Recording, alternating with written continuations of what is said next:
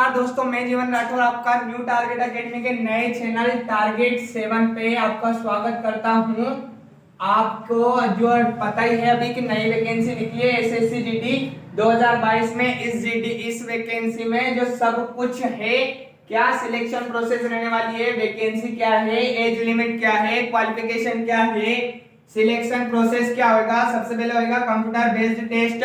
Computer पे तुम्हारी exam होगी, उसमें क्या क्या सिलेबस आएगा, क्या टॉपिक है सिलेबस के, माइनस मार्किंग क्या है, नेगेटिव मार्किंग क्या है, मेल के लिए रनिंग कितनी है, हाइट कितनी है, चेस्ट कितना है, फीमेल के लिए क्या कितना है, सब कुछ एक ही वीडियो में बताने वाले हैं। एक ही वीडियो में सब कुछ बताने वाले हैं। अगर तुम ये वीडियो देख लेते हो तो इसके बाद तुम्हें एसएससी जीडी को लेके कोई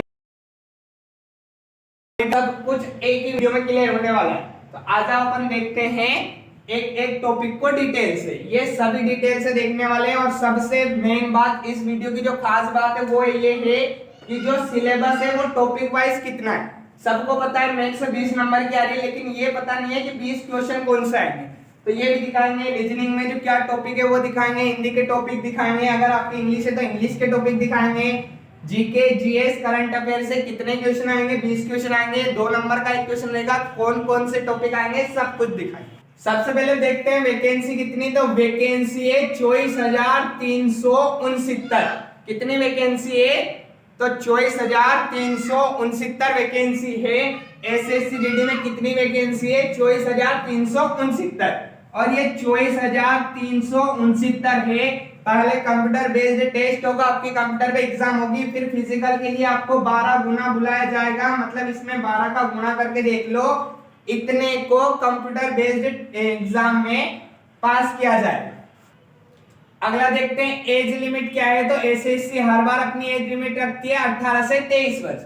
18 से 23 वर्ष एज लिमिट है, लेकिन इस बार बहुत बड़ा बदलाव हुआ है। जनरल के लिए जो है 3 साल की छूट दी है, मतलब जनरल फॉर्म भर सकते हैं 18 से 26 तक, 18 साल से लेकर 26 तक। ओबीसी के लिए भी 3 साल की छूट मिली है, मतलब 23 में 3 साल की छूट हर बार मिलती है, तो 26 तक तो तुम फॉर्म डाल सकते थे। और इस बार कोरोना की वजह से 3 साल और छूट मिली है, मतलब ओबीसी वाले कितनी उम्र तक फॉर्म डाल सकते हैं? तो 29 साल की उम्र तक डाल सकते हैं। अगला देखते हैं एसटी एससी वाले। तो उम्र एज रहती है 23 साल, एससी एसटी को 5 साल छूट रहती है, और कोरोना की वजह से 3 साल फिर छूट है, मतलब एसटी एससी वाले डाल सकते हैं। 31 साल तक वाले, 31 साल जिनकी उम्र है वो भी काय में डाल सकते हैं फॉर्म, एसएससी जीडी में फॉर्म डाल सकते हैं। अगला देखते हैं क्वालिफिकेशन। तो इतनी कम क्वालिफिकेशन मांगी है, केवल 12th पास। केवल कितना पास मांगा है? अगर आप 10वीं पास है, किसी भी विद्यालय से, किसी भी बोर्ड से पास है, तो आप इस एसएससी जीडी में फॉर्म भरने के लिए तैयार। अगला देखते हैं सिलेक्शन प्रोसेस। तो एसएससी जीडी में जो सिलेक्शन प्रोसेस है वो 3 चरणों में होगी। सबसे पहला होगा सीबीटी, फिर होगी पीईटी और फिर होगा मेडिकल। सीबीटी का मतलब है कंप्यूटर बेस्ड टेस्ट। कंप्यूटर पे जो आपकी एग्जाम होगी उसमें टाइम रहेगा 60 मिनट। जो कंप्यूटर पे आपकी एग्जाम होगी ना, उसमें टाइम कितना रहेगा? 60 मिनट। और 4 जो है वो विषय पूछे जाएंगे आपसे। पहला पूछा जाएगा मैथ्स। मैथ्स के 20 क्वेश्चन रहेंगे, रीजनिंग के 20 क्वेश्चन रहेंगे, जीके जीएस और करंट अफेयर के 20 क्वेश्चन रहेंगे, और हिंदी और इंग्लिश। अगर आप हिंदी मीडियम के तो हिंदी चॉइस करेंगे, अगर आप इंग्लिश मीडियम के तो इंग्लिश चॉइस करेंगे। जो आप फॉर्म में डालेंगे, जिसमें आप एग्जाम देना पसंद करेंगे, उसके आएंगे 20 क्वेश्चन, और प्रत्येक एक क्वेश्चन 2 नंबर का है। मतलब इन सब के कितने कितने नंबर हो जाएंगे? 40-40 नंबर हो जाएंगे। कुल क्वेश्चन रहेंगे 80 क्वेश्चन, और नंबर कितने रहेंगे? 160। तो 80 क्वेश्चन को सोल्व करने के लिए आपके पास टाइम रहेगा 60 मिनट। अभी थोड़ी आगे अपन देखने वाले हैं कि मैथ्स के कौन कौन से टॉपिक आएंगे, रीजनिंग के कौन कौन से टॉपिक आएंगे, जीके जीएस और करंट अफेयर के कौन से टॉपिक आएंगे, और हिंदी और इंग्लिश के क्या क्या टॉपिक आएंगे, क्या कितने नंबर के आएंगे, ये भी डिटेल में देखने वाले हैं। आगे देखना जो नेगेटिव मार्किंग है वो कितनी है। तो नेगेटिव मार्किंग है 0.50। अगर आप एक क्वेश्चन को गलत करते हैं तो आपके 0.50 नंबर कटेंगे। अगर आप 2 क्वेश्चन को गलत कर देते हो तो आपका 1 नंबर कम हो जाएगा। अगर आप बटे बट्टी में देखना चाहते हो तो माइनस मार्किंग है 1/4। 1/4 की माइनस मार्किंग है। अगर आप तो माइनस मार्किंग कितनी होगी 0.50 की है। 0.50 मतलब हो गया 1/4। क्यों? अगर एक नंबर का एक क्वेश्चन रहता है तो 0.50 जो है 50% माइनस मार्किंग देती है, मतलब 1/2 माइनस मार्किंग देती। लेकिन क्वेश्चन 2 नंबर का एक है, मतलब ये 0.50 कितने बटे में है तो 1/4 की माइनस मार्किंग है। आपके 1/4 की माइनस मार्किंग होगी, मतलब माइनस मार्किंग है 25%, और 25% होता है 1/4। तो प्रत्येक एक क्वेश्चन को गलत करने पे आपका आधा नंबर कटेगा, और अगर 2 क्वेश्चन गलत करते हो तो आपका 1 नंबर कट जाएगा। जबकि 2 क्वेश्चन सही करोगे तो आएगा 4, और कटेगा 1, तो 1 कटा 4 आते हैं। और ये जो पीईटी फिजिकल टेस्ट होगा, जब आप लिखित परीक्षा में पास हो जाओगे तो आपको फिजिकल के लिए बुलाया जाएगा। फिजिकल में मेल को भी बुलाया जाएगा, फीमेल को भी बुलाया जाएगा। मेल के लिए जो है वो रनिंग है 5 किलोमीटर, और कितना टाइम है तो 24 मिनट। जो मेल कैंडिडेट है उनके लिए फिजिकल में रनिंग के लिए 5 किलोमीटर की रनिंग कराई जाएगी, उसके लिए टाइम दिया जाएगा आपको 24 मिनट। इसके आपको कोई नंबर नहीं रहेगा, इसको बस आपको क्वालिफिकेशन। इधर देखते हैं मेल के लिए कितनी रनिंग है, तो मेल के लिए 5 किलोमीटर की रनिंग है, और कितना टाइम है 24 मिनट। के लिए 1.6 किलोमीटर की रनिंग है, मतलब 1600 मिनट की रनिंग है, 1600 मीटर की रनिंग है। आपको 1.6 किलोमीटर दौड़ना है, 1600 मीटर दौड़ना है, और इसके लिए आपको टाइम है 8.5 मिनट। अगर आप मेल कैंडिडेट हो तो आपको रनिंग करना है 5 किलोमीटर, और आपके लिए टाइम रहेगा 24 मिनट। जबकि आप अगर फीमेल कैंडिडेट है तो आपको 1600 मीटर रनिंग करना है, और टाइम रहेगा 8.5 मिनट। उसके बाद हाइट देख लेते हैं, तो पुरुषों की हाइट जो है 170 सेंटीमीटर मांगी गई है। मतलब अगर पुरुष कैंडिडेट इसमें क्वालिफाई करता है तो उसकी हाइट कितनी होनी चाहिए 170 सेंटीमीटर। जबकि कोई अगर महिला कैंडिडेट है तो उसकी हाइट कितनी है, तो महिलाओं की जो हाइट है वो मांगी है 157 सेंटीमीटर। अगर महिला 157 सेंटीमीटर से ज्यादा है तो ही उसको लेंगे, वरना उसको नहीं लेंगे। चेस्ट जो है महिलाओं में नहीं नापा जाएगा, चेस्ट जो है मेल में नापा जाएगा। कितना होना चाहिए, तो बिना फुलाए जो है मेल का चेस्ट 60 सेंटीमीटर होना चाहिए, और उसमें हवा भरने के बाद वो 5 सेंटीमीटर हो जाना चाहिए। मतलब नॉर्मल 80 होना चाहिए, और जब सांस फुलाते हैं ऐसे करते हैं तो कितना होना चाहिए 85 सेंटीमीटर होना चाहिए। 5 सेंटीमीटर इसमें हवा बनानी चाहिए। अब अपनों ने सारी बातें कर ली है, अब सिलेबस पे बातें करते हैं कि कौन कौन से जो है कितने नंबर के आने वाले हैं, कितने क्वेश्चन रहेंगे, सब डिटेल से देखने वाले हैं। तो मैथ के क्वेश्चन आएंगे 20, और एक क्वेश्चन 2 नंबर का रहेगा, मतलब मैथ आएगी 40 नंबर की। वही रीजनिंग के भी 20 क्वेश्चन आएंगे, और हर क्वेश्चन 2 नंबर का रहेगा, मतलब रीजनिंग रहेगी 40 नंबर की।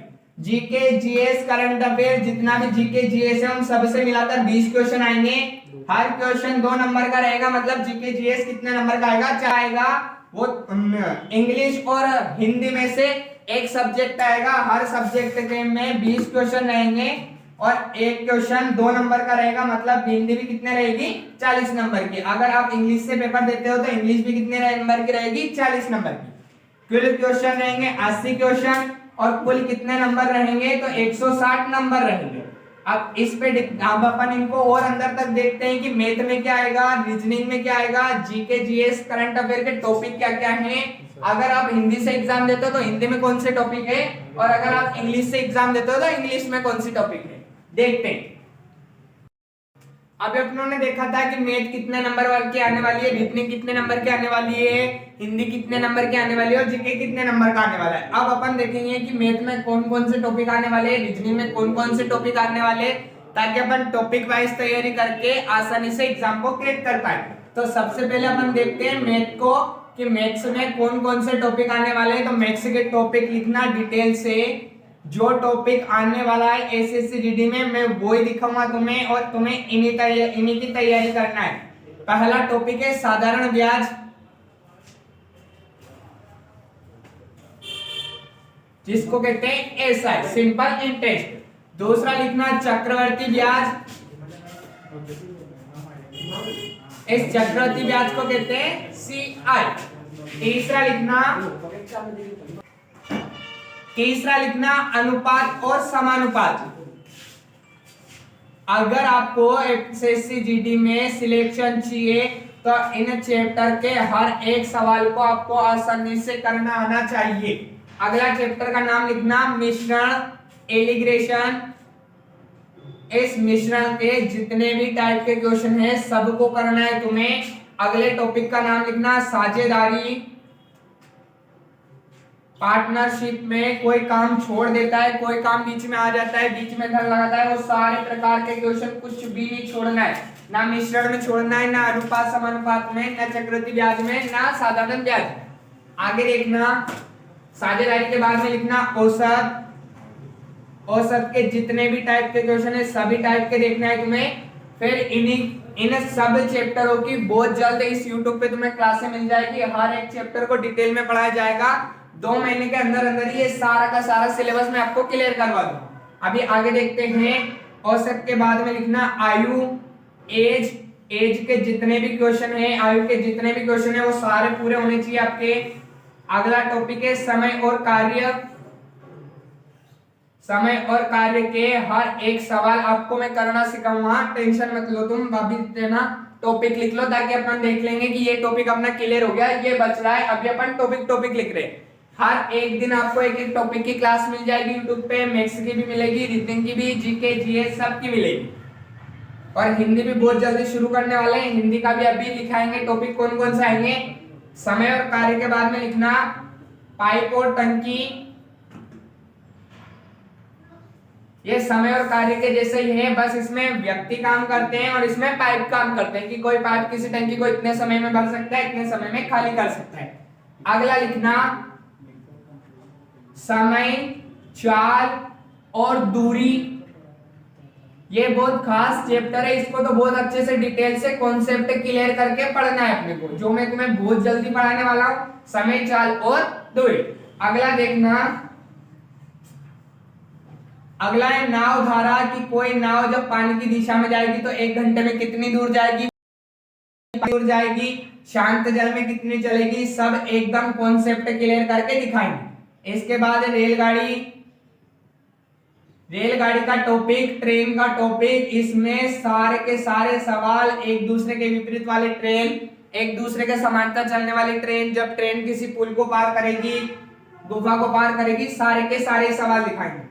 अगला सबसे महत्वपूर्ण टॉपिक जिससे सबसे ज्यादा क्वेश्चन आएंगे वो है सरलीकरण। इस सरलीकरण से तुम्हारे 3 से लेकर 4 क्वेश्चन आएंगे, तो सरलीकरण को सबसे इंपॉर्टेंट मानना है तुम्हें। इन सब चैप्टर से आएगा लेकिन 1 या 2 क्वेश्चन आएगा, लेकिन सरलीकरण से पूरे 3 या 4 क्वेश्चन। अगला देखना परसेंटेज, प्रतिशत। प्रतिशत को भी आपको अच्छे से पढ़ना है, इससे 1 या 2 क्वेश्चन आएगा। और प्रतिशत के जैसा ये लाभ हानि, ये लाभ हानि और प्रतिशत आपको डिटेल में पढ़ना है कि कब किस वस्तु को बेचने पे लाभ होता है, कब किसी वस्तु को बेचने पे हानि होती है, हानि हुई तो कितने परसेंट हुई, लाभ हुआ तो कितना परसेंट हुआ। तो ये दोनों चैप्टर लगभग मिलते जुलते हैं। अगर तुम एक को कॉन्सेप्ट सहित पढ़ लोगे तो दूसरा अपने आप क्लियर हो जाएगा। ये आपके मैथ का सिलेबस है। इसमें एसएससी जीडी में ना तो ट्रिग्नोमेट्री पूछी जाती है, ना ही एडवांस मैथ्स पूछी जाती है, तो आप पहले इनको कंप्लीट करें। फिर अगर आपके पास थोड़ा टाइम बच जाता है तो आप क्षेत्रफल को कंप्लीट कर लें, क्षेत्रफल को कंप्लीट कर ले और आयतन के सूत्र कंप्लीट कर ले। क्षेत्रफल और आयतन को डिटेल में नहीं पूछेंगे, अगर क्वेश्चन आएगा तो इनके सूत्र के ऊपर आएगा।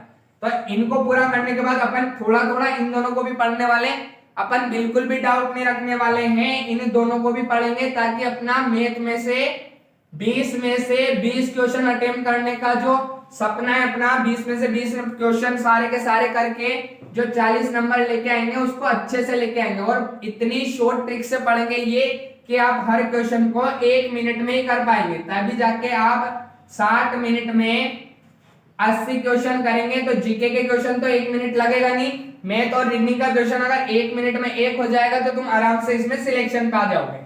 एसएससी जीडी में कुछ नहीं है, बस समय का खेल है। अगर आपने टाइम में सवाल कर लिए, चैप्टर कर लिए तो आपका सिलेक्शन, वरना सवाल आते हुए भी अगर आप टाइम में नहीं कर पाए तो फिर कोई मतलब नहीं। अब देखते हैं हिंदी का टॉपिक कि हिंदी में कौन कौन से टॉपिक से कौन कौन से क्वेश्चन आने वाले।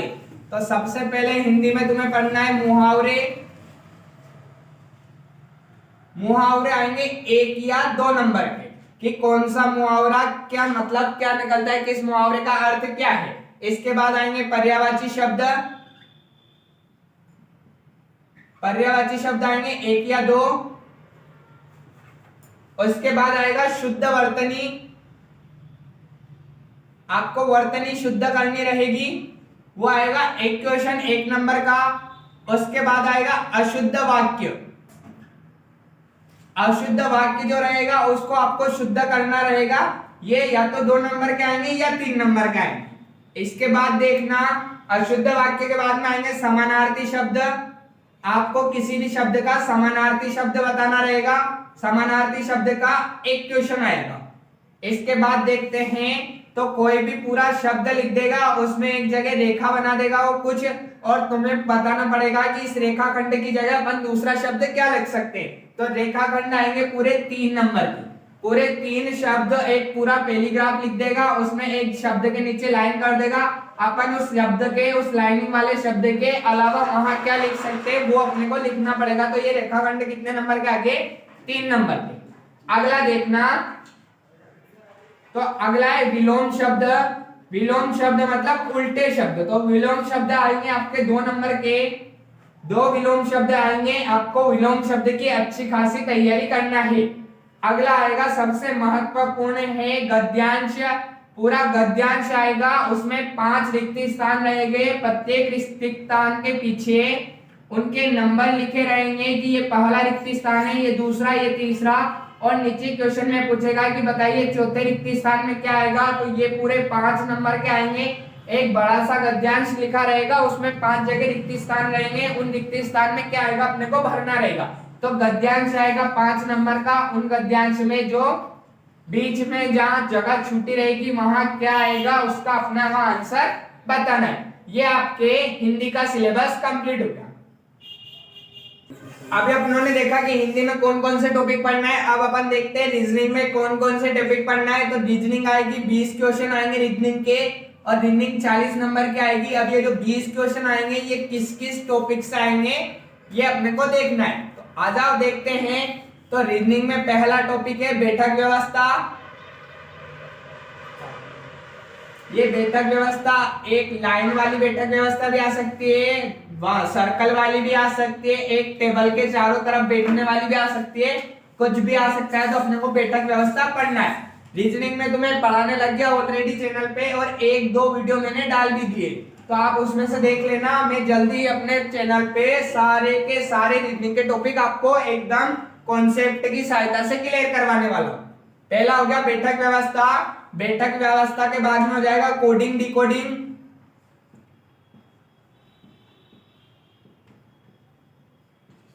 कोडिंग डिकोडिंग से सबसे ज्यादा क्वेश्चन आएंगे, इससे 3 या 4 क्वेश्चन आएंगे। तो कोडिंग डिकोडिंग को अपने को बहुत अच्छे से पढ़ना है। इसमें एबीसीडी के अंकों को इधर उधर जमा के लिखना है। तो एबीसीडी याद करनी पड़ेगी कि एबीसीडी में एम कितने नंबर पे आता है, 13 नंबर पे, जेड कितने नंबर पे आता है, 25, जेड कितने नंबर पे आता है, 26 नंबर पे, वाई कितने नंबर पे आता है, 25 पे, एस कितने पे आता है, 19 पे, टी कितने पे आता है, 20 पे। ऐसे आपको सभी शब्द याद होना चाहिए। तो ये अभी कल परसों क्लास में दिखा देंगे आपको, ताकि सब अच्छे से याद हो जाए और आप कोडिंग डिकोडिंग में पूरे 3-4 नंबर लेकर आ जाओ। अगला चैप्टर देखना, लुप्त संख्या दिखानी रहेगी। इस लुप्त संख्या में आपको क्या करना रहेगा, 4-5वां अंक लिख देगा और आगे जाके वो 1 से लिख देगा। तो 4-5 अंकों में जो विधि चल रही है उस विधि से आपको x का मान दिखाना रहेगा। इसको कहते हैं लुप्त संख्या निकालना। अगला देखना आकृति गिनना। ये आकृति गिनना एकदम शॉर्ट ट्रिक से दिखाएंगे। आकृति गिनने में कोई आकृति बनी रहेगी, जैसे मैं ये त्रिभुज बना देता हूँ, इसमें कितने त्रिभुज है, तो इसमें कुल मिला के कितने त्रिभुज है, 5 त्रिभुज है। कैसे पता चला, एक ये अंदर वाला, एक ये इधर वाला और एक ये बड़ा वाला। लेकिन इसी को अपन डायरेक्ट भी देख सकते हैं। अगर त्रिभुज के अंदर कोई त्रिभुज बना हुआ है, तो त्रिभुज के जब अंदर त्रिभुज बनता है तो ये त्रिभुज बनाता है 4, एक वाला ये था, तो कितने त्रिभुज हो गए, 5। ऐसे ही बहुत शानदार शानदार ट्रिक से आपको आकृति गिनना दिखाएंगे, वो पूरा चैप्टर पढ़ाएंगे तब दिखाएंगे। अभी बस टॉपिक के नाम दिखा रहे हैं। आकृति गिनने के बाद एक श्रृंखला, और श्रृंखला के बाद है पासा। और पासा दो प्रकार का होता है, एक खुला पासा और एक बंद। ये मानक अमानक सहित पासा पूरा अच्छे से लेवल से मैंने अपने चैनल पे ऑलरेडी वीडियो डाल